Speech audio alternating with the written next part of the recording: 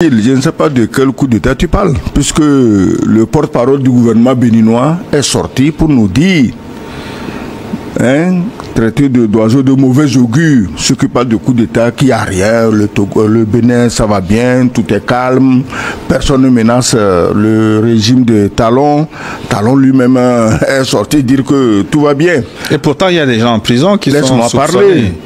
C'est pas toi seul qui te souviens des prisonniers.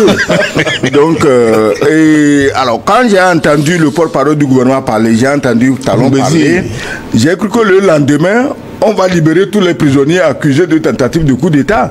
Puisqu'il n'y a rien de tout ça. Il ne faut pas parler de ça. Ça n'a jamais existé. Bon, moi, en tant que journaliste, je m'en tiens au fait. Je me dis, bon, si officiellement on nous dit qu'il n'y a pas tentative de coup d'État, ça veut dire que tout ce que nous entendons relève de la rumeur.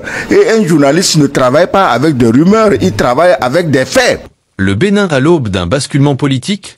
Le Bénin, longtemps considéré comme un modèle de démocratie en Afrique, traverse aujourd'hui une période de turbulence politique sans précédent. Les rumeurs persistantes de coups d'État, qui circulent dans les couloirs du pouvoir, ne sont pas de simples bruits de palais. Elles révèlent un malaise profond au sein du régime de Patrice Talon, un président qui, derrière l'image du bâtisseur, est accusé de broyer les libertés fondamentales. Des figures politiques muselées, des journalistes emprisonnés, une opposition traquée et une société civile réduite au silence. Voilà l'héritage d'un régime qui semble avoir choisi la répression comme mode de gouvernance. Pour Anani Sozou, consultant en communication politique, un régime qui étouffe tout dissentiment crée lui-même les conditions de sa chute. Ces rumeurs de coup d'État ne sont pas une invention. Elles reflètent une réalité de plus en plus explosive. L'ambassadeur Sogouyou Kegwe, ancien diplomate et analyste politique, affirme « Quand un président transforme son pays en prison à ciel ouvert, il ne peut s'étonner que les chaînes finissent par se briser. » Mais pourquoi ces rumeurs prennent-elles autant d'ampleur ? Qui se cache derrière ces supposées tentatives? Et quelles répercussions pour un pays déjà isolé sur la scène régionale? Ce débat, marqué par des prises de position fortes et sans concession, éclaire les défis qui menacent la stabilité du Bénin et son avenir démocratique. Restez avec nous pour une analyse approfondie de ces enjeux cruciaux.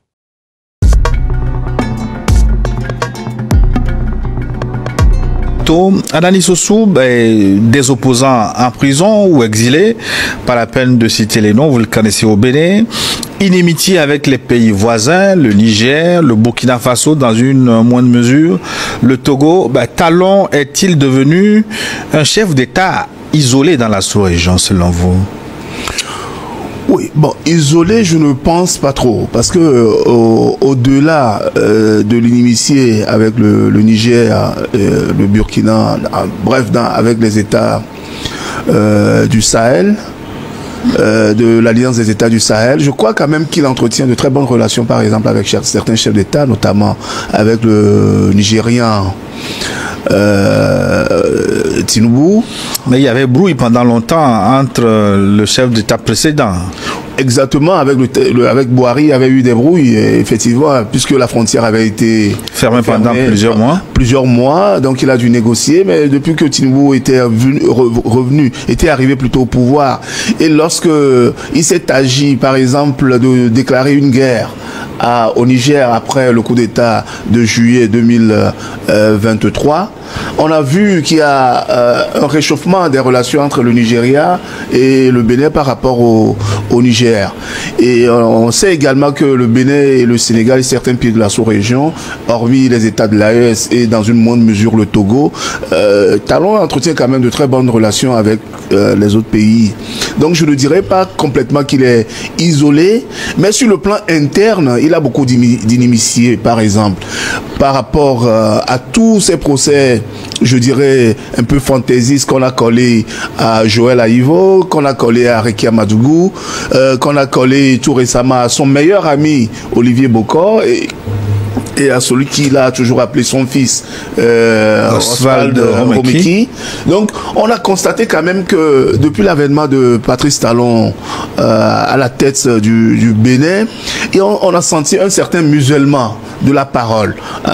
On a senti quand même qu'il a voulu mettre tout le monde au pas. Il a voulu que tout le monde s'agrippe derrière ses idées, derrière tout ce que lui décide. Or, le Bénin a toujours été cette démocratie exemplaire que toute la sous-région, toute l'Afrique enviait. Mais on a constaté également que Patrice Talon, ce n'est pas que un personnage qui veut amener un développement économique, social, durable au Bénin. On a constaté que derrière ce développement, il y a une forme de dictature qu'il cherche à imposer à tout le monde.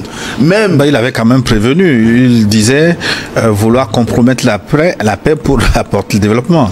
Oui, mais on ne peut pas compromettre la paix pour apporter le développement, les deux vont de pair. Si par exemple on cherchait à faire taire toutes les oppositions, si on ne veut pas qu'on fasse un procès de la gouvernance Talon, mais comment saura-t-on que Talon fait bien ou il fait mal? Il faut une opposition. Vous avez vu même au niveau de la presse est muselée. Il y a des journalistes qui sont en exil ou sont en fuite. Il y a des faiseurs d'opinion. Le cas par exemple de Amoussou, alias Frère Rouvi. On a vu ce qui s'est passé. On est venu le kidnapper au Togo ici pour l'amener au Bénin. Et il est en prison. Et Talon, à son arrivée, il a mis la justice au pas. Il a créé la Criette. La Criette qui est devenue un organe de la présidence pour museler, pour arrêter les opposants et pour faire taire toutes les velléités contradictoires, tous ceux qui peuvent compromettre, tous ceux qui peuvent s'opposer à la gouvernance Talon. Mais il n'y a pas que les opposants qui sont pris par la crête. Ça, c'est une parenthèse que j'ouvre, mais je vous laisse finir rapidement pour passer la parole à son Excellence. Donc, on a constaté que même sur le plan économique, Talon étant un homme d'affaires, il est venu aux affaires parce que c'est lui qui était le faiseur des rois, c'est lui qui finançait les campagnes, que ce soit au niveau de Yahi Boni et de ses prédécesseurs, c'est lui qui les finançait. Donc, lui-même, il a pris un pan entier de l'économie béninoise. Et quand il est venu, il a fait taire tous ses opposants. Le cas, par exemple, le plus frappant, c'est celui de Ajavon. Sébastien Ajavon, qui l'a aidé à prendre le pouvoir. Mais la première personne contre laquelle Patrice Talon s'est retourné, c'était justement Sébastien Ajavon. On lui a mis des poux sur une tête rasée comme la mienne. Et on lui a trouvé des noises un peu partout. Il est contraint d'être en exil. Et toutes ces affaires maintenant périclitent. Donc ce n'est pas une bonne gouvernance, même s'il y a développement, s'il y a beaucoup de choses que Talon fait, mais cette manière de mettre tout le monde au pas pour amorcer un développement, c'est ça qu'on essaie de revoir dans la gouvernance Talon. Excellence, Sogoyo Kegewi. Ben, moi, Gilles, je ne sais pas de quel coup d'État tu parles, puisque le porte-parole du gouvernement béninois est sorti pour nous dire traité d'oiseau de mauvais augure, ceux qui parlent de coup d'État, qui a rien, le Bénin ça va bien, tout est calme, personne ne menace le régime de Talon. Talon lui-même est sorti dire que tout va bien. Et pourtant il y a des gens en prison qui sont soupçonnés. Laisse-moi parler. C'est pas toi seul qui te souviens des prisonniers. Donc, alors quand j'ai entendu le porte-parole du gouvernement parler, j'ai entendu Talon parler, j'ai cru que le lendemain, on va libérer tous les prisonniers accusés de tentative de coup d'État. Puisqu'il n'y a rien de tout ça. Il ne faut pas parler de ça. Ça n'a jamais existé. Bon, moi, en tant que journaliste, je m'en tiens au fait. Je me dis, bon, si officiellement on nous dit qu'il n'y a pas tentative de coup d'État, ça veut dire que tout ce que nous entendons relève de la rumeur. Et un journaliste ne travaille pas avec des rumeurs, il travaille avec des faits. Malheureusement, les faits étant particulièrement têtus, Olivier Bokor, Ognouf, Omeki, Ognouf, je ne parle même pas des anciens qu'on a fini par, disons, oublier, c'est-à-dire qu'on s'est habitué à leur présence en prison. C'est comme si eux n'étaient pas en prison. La brave Reki Amadougou, le professeur Aïvo, on a fini même par oublier qu'ils étaient en prison. Donc, mais on tient à nous dire qu'il n'y a pas tentative de coup d'État au Bénin. Alors, on ne peut que leur souhaiter bon vent. Sinon, tout ce que vous dites, qu'il est venu là opprimer la presse, mais mon ami, je crois qu'il faut qu'on ouvre les yeux. Tu ne peux pas diriger le pays en laissant les gens raconter ce qu'ils veulent. Regardez autour de vous, ce n'est pas seulement en Afrique, ce n'est pas seulement au Bénin. Mais Quand Trump est venu, la première chose qu'il a fait, c'était quoi? C'était de rétablir, comment tu appelles le réseau, la TikTok. Mais pourquoi on avait supprimé TikTok? Mais c'est pour que les gens en Amérique ne parlent pas contre ceux qui ont pris l'Amérique en otage avec l'aide d'un vieux gaga qui ne comprenait rien, mais on dirigeait l'Amérique en son nom. C'était pour qu'on ne les dénonce pas. On a fermé TikTok. Quand tu prends ton pays, modèle de la démocratie, des droits de l'homme, de la liberté d'expression, mais on a tout fermé. On a fermé les médias. Ceux qui ne disent pas que bon, Poutine c'est le diable, ceux qui ne disent pas que comment tu l'appelles, le drogué de Kiev là, que ceux qui ne disent pas que c'est un ange, mais on a tout fermé. En France ou ailleurs, on a tout fermé. Tu ne peux pas dire ça. Donc, tu ne peux pas contrôler un pouvoir si tu ne contrôles pas les médias. Ça, c'est pas une nouveauté au Bénin. Ça devait, c'est comme ça, ça devait être comme ça. On ne peut pas laisser les gens raconter n'importe quoi, d'autant plus que ceux qui racontent n'importe quoi ne le disent pas sur des bases objectives, mais les gens, surtout chez nous en Afrique, les gens utilisent leurs émotions qu'ils prennent pour de grandes analyses politiques. Tu les vois des trémolos dans la voix pour faire de grandes analyses politiques, alors qu'ils sont juste en train d'exprimer leurs émotions et souvent leurs idées, leurs analyses, soi-disant politiques, rasent les pâquerettes. Oui, mais excellent ce que vous dites. Certains ne sont pas d'accord non plus avec vos analyses, vos commentaires. Est-ce une raison, par exemple, pour qu'on vous interdise le micro, pour que vous ne puissiez pas parler? Mais attends. Si les gens qui ne sont pas d'accord pouvaient, ils m'auraient interdit le micro, tu le sais bien. Tu le sais bien. Quand tu vois toutes les lettres qui se baladent contre nous, tu crois que ces gens qui écrivent ces lettres-là, s'ils avaient les moyens de nous empêcher de parler, qu'est-ce qu'ils auraient fait? Mais mon ami, Anani, je dis ceci, le pouvoir, tu le gères ou tu ne le gères pas. Ce n'est pas un problème de talent, c'est un problème de tous les pouvoirs du monde. Quand Biden, avant de partir, il a fait quoi? Il a gracié toute une foule. Pourquoi il les a graciés? Mais ce n'étaient pas des enfants de cœur. Il sait ce qui va leur arriver. Quand Trump lui est arrivé, première chose, il a fait quoi? Il a libéré les gens qu'on avait arrêtés au Capitole pour aller les enfermer. Donc, c'est le jeu politique. Chacun fait la politique qui l'arrange, qui permet à son pouvoir de tenir et de durer. Oui, maintenant, le baromètre quand même de la démocratie, c'est la liberté d'expression. Je suis d'accord avec toi. Chacun est libre de s'exprimer. Je suis d'accord. Mais dans le respect des lois, voilà, je suis un des plus grands bénéficiaires de la liberté d'expression, puisque je peux venir ici parler comme je parle. Mais tout le monde, toutes les stations de radio ou de télévision ne sont pas au Togo, où tu peux aller parler comme tu veux. Donc si chez d'autres il n'y en a pas, moi je ne vais pas leur faire un procès pour ça. Mais ceux qui me font un procès, ou nous font un procès, parce qu'on a la liberté d'expression, ça fait leur affaire. Donc la liberté d'expression est nécessaire. Au Bénin, je crois que c'est toi qui avais reçu ici aussi le même porte-parole du gouvernement. Oui, Léandre Ngoumbedji. Mais il t'a dit ce qu'il t'a dit. Il n'a jamais dit qu'on a interdit à quelqu'un au Bénin de parler. Mais ça dépend de qu'est-ce que tu racontes. Mais le malheur dans tout ça, c'est que eux, chez qui on ne doit rien dire, eux, ils sont là à fatiguer les autres. Quand tu prends par exemple la dernière fois, le ministre Robert Doucet a dit, c'est dans une interview, c'est-à-dire que Robert Doucet n'a pas organisé une conférence de presse pour proclamer l'adhésion du Togo à l'AES. Il n'a pas fait ça. Il répondait à une interview. Pour avoir dit que ce n'est pas exclu. À ma question d'ailleurs. Il semble que c'est toi qui concoctes les questions dangereuses. Voilà. Pour avoir dit qu'il n'est pas exclu que le Togo rentre dans l'US, tu as vu les levées de boucliers? Et la pire, celui qui a franchi le mur du son, comme le dit le canard enchaîné, c'est qui? C'est un ancien ministre béninois qu'on a transformé en sicaire, qui se promène de radio en radio, surtout principalement sur RFI, qui heureusement n'est plus un média crédible. Sinon c'est une catastrophe.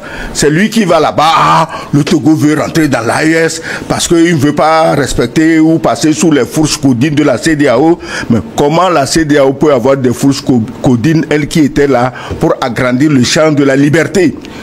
Et non, il veut faire pression ou chantage sur la France. Mais et ces gens-là qui font ces analyses à rebrousse-poil, Mais ils viennent de ce pays dont nous parlons aujourd'hui. Chez eux, moi je dis, ils ont le droit de brimer qu'ils veulent, mais c'est pas la peine que eux ils envoient des sicaires, des mercenaires des médias pour vilipender les autres pays quand ils prennent des décisions souveraines. Mais l'évidence... Autant on respecte leur souveraineté, autant ils sont tenus de respecter la souveraineté du Togo. Aujourd'hui... Donc vous faites allusion à l'intervention de l'ancien ministre Théodore Olo. Théodore Olo, il semble qu'il était ministre. Mais toi, tu as été... des Affaires étrangères, pas ici. En plus, tu as été ministre des Affaires étrangères. Tu n'as rien à dire sur ton pays. Tout ce qu'on dit là, il n'y a rien à dire sur son pays. Il a été interrogé sur un autre pays. Donc... il a été... Et qui l'interroge? C'est les mêmes. Ceux qui veulent semer la zizanie entre nos pays, le Togo et le Bénin, c'est des pays voisins, on ne peut pas les déplacer. L'évidence aujourd'hui quand même au niveau du Bénin, l'évidence aujourd'hui quand même au niveau du Bénin, oui, c'est que... Mais moi, j'aime pas finir, tu me coupes la parole. Oui, mais parce que... Est-ce que quand tu parlais, je t'ai coupé la parole? C'est un dialogue, on peut échanger. Totalement en phase avec tout ce que tu non, je ne demande même pas ton adhésion. Oui, d'accord, on est dans un peu... Voilà, je ne demande pas ton adhésion. Je dis ce que je vois. En matière de liberté d'expression, en matière de démocratie, l'évidence aujourd'hui qui saute aux yeux, c'est qu'on constate quand même qu'il y a une régression démocratique au niveau du Bénin.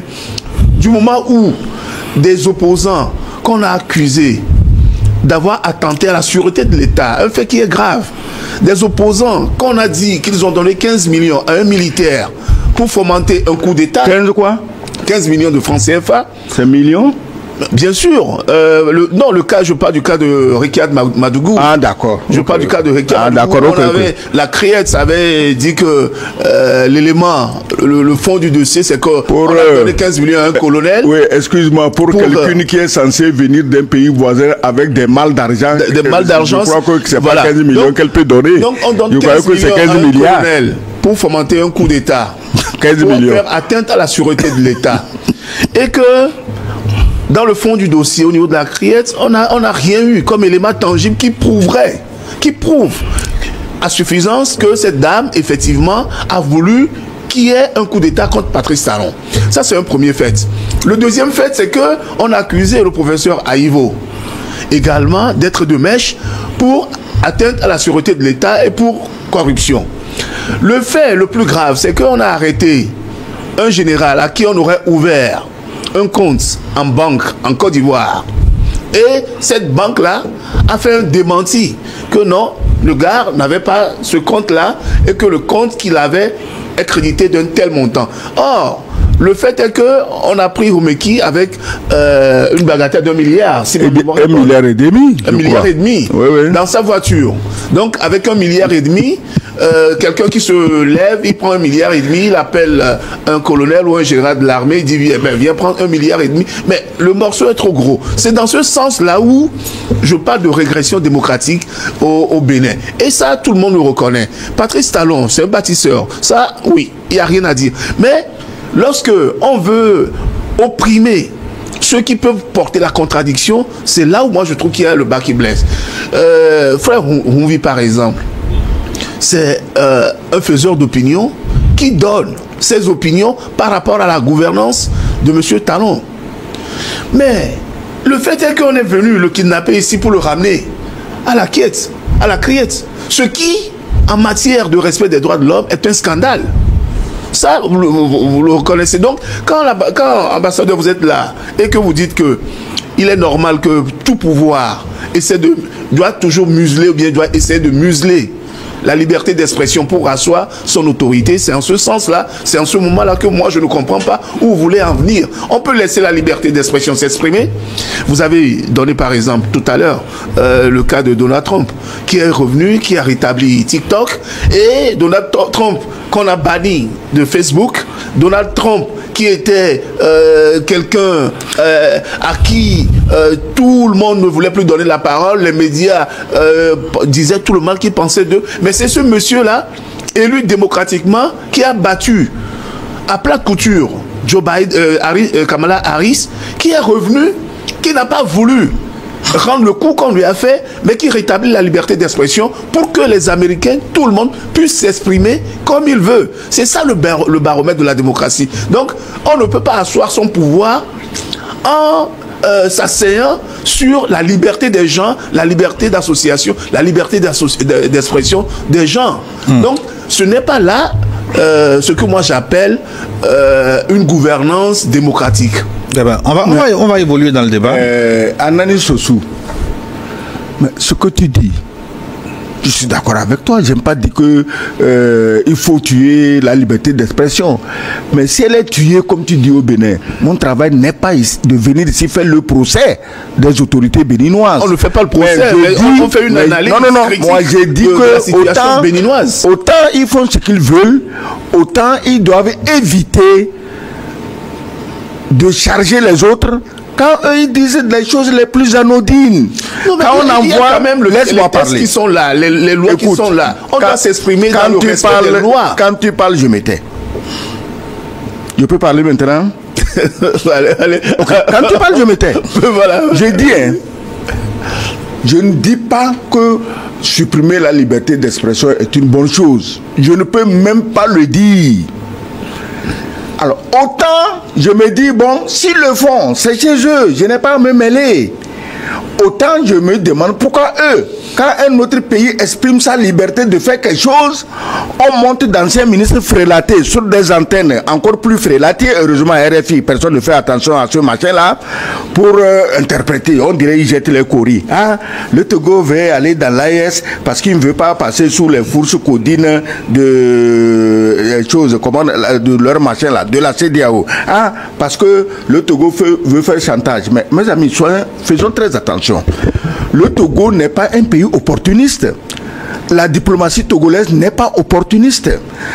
Robert Doucet, le professeur, le ministre des Affaires étrangères du Togo, il a été toujours très clair, très limpide dans ses discours, que ce soit à l'ONU, à l'OIA, partout.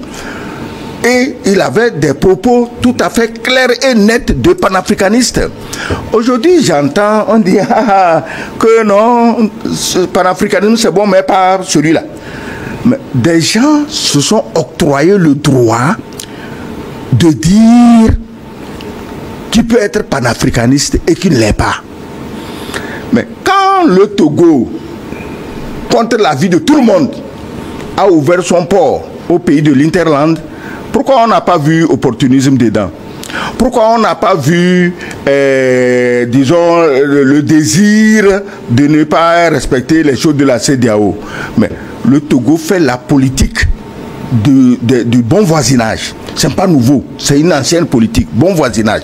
Donc aujourd'hui, quand le Togo fait ça et qu'on envoie un ancien soi-disant ministre des Affaires étrangères pour jeter des courriers comme un marabout et raconter des conneries sur une radio qui ne vaut même pas plus qu'un marabout, bon, je crois quand même que c'est là que je te dis, autant eux ils sont libres de faire ce qu'ils font chez eux, autant ils doivent laisser les autres s'exprimer comme ils veulent. Parce que ce que le professeur Robert Doucet a dit, il l'a dit contre personne.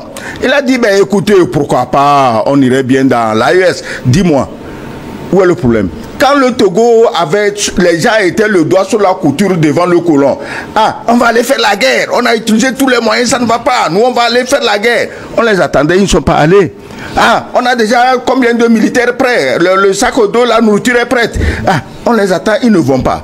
Quand eux, ils tremblaient devant le colon, comme des feuilles, le Togo a tenu bon. Tu sais, Anani Sossou, combien de courage il faut? Il y a à peine 2 ou 3 ans, ce que je te dis, hein, qu'il fallait à un pays comme le Togo pour accepter ouvrir son port à ces pays de l'Interland.